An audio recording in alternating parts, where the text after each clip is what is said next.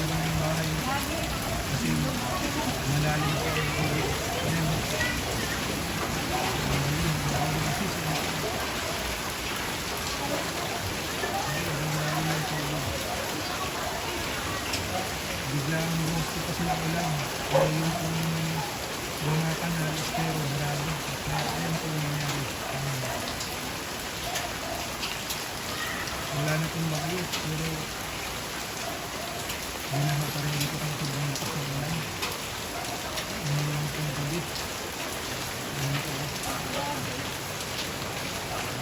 Sobrang lalim ng tubig.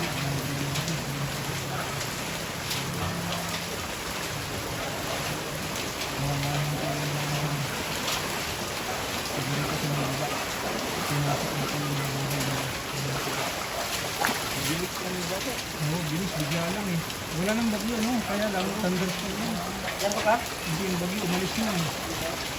Hahabagat. Kaya ganun. Biglaan lang.